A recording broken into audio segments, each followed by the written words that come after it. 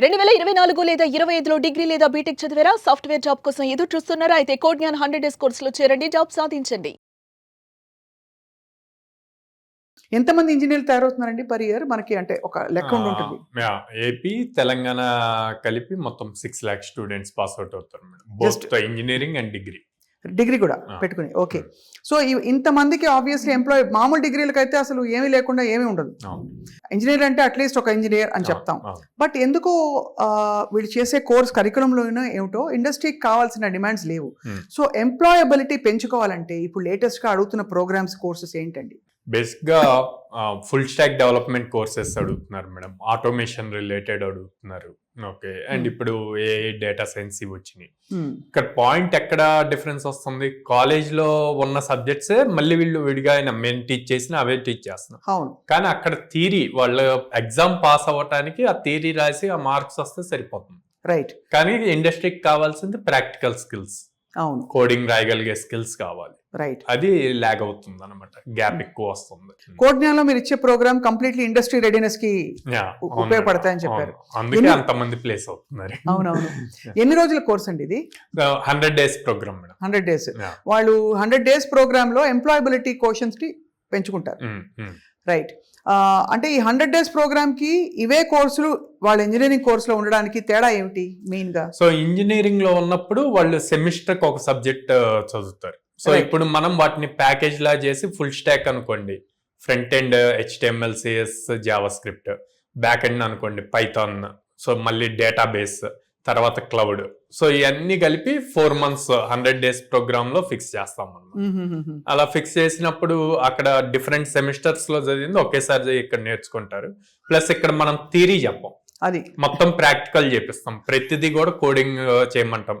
Front end చేసేటప్పుడు websites build చేపిస్తాము, దాన్ని మళ్ళీ బ్యాక్ ఎండ్ కనెక్ట్ చేపిస్తాము, డేటాబేస్ కనెక్టివిటీ అవుతుంది. సో ఆ డిఫరెన్స్ వస్తుంది. సో మీరు ఆల్మోస్ట్ కొన్ని వందల కంపెనీలతో మీకు టైప్స్ ఉన్నాయి. 800 కంపెనీలు, 800+ కంపెనీస్ వారు మీరు ప్లేస్ చేసిన క్యాండిడేట్స్ గురించి మీకు ఎప్పుడైనా ఫీడ్బ్యాక్ ఇచ్చారా? వాళ్ళు వెళ్ళి బాగా పెర్ఫామ్ చేస్తున్నారు కాబట్టి మళ్ళీ రికరింగ్ గా మా దగ్గర నుంచి హైరింగ్ జరుగుతుంది. సో రికరెంట్ గా వాళ్ళు రెగ్యులర్ గా మీ నుంచి క్యాండిడేట్స్ కోరుకుంటున్నారు బికాస్ మీ దగ్గర ప్రోగ్రామ్స్ అన్ని చేసి రెడీగా బయటకు వెళ్తారని చెప్పి. అంటే మనం టెక్నికల్ తో పాటు అందరూ బేసిక్ గా స్టూడెంట్ సైకాలజీ టెక్నికల్ గా స్ట్రాంగ్ ఉండి కోడింగ్ కనుక రాయగలిగితే జాబ్ వచ్చేస్తుంది అనుకుంటారు. కానీ కావాల్సింది ఫస్ట్ రౌండ్ ఉండేదే లాజికల్ రీజనింగ్, యాప్టిట్యూడ్ టెస్ట్ ఉంటది, తర్వాత కమ్యూనికేషన్ స్కిల్స్ కావాలి.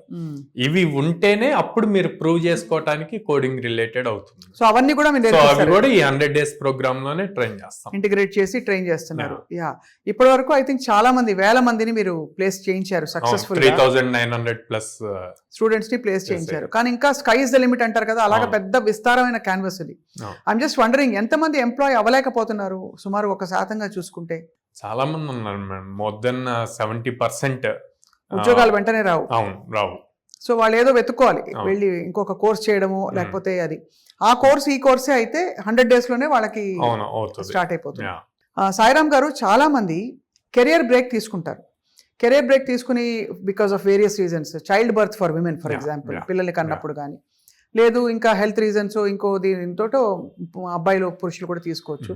వాళ్ళు కెరియర్ గ్యాప్ తీసుకున్న తర్వాత మళ్ళీ ఇండస్ట్రీకి తిరిగి వెళ్ళాలంటే కొంచెం డిఫరెంట్గా ఫీల్ అవుతారు.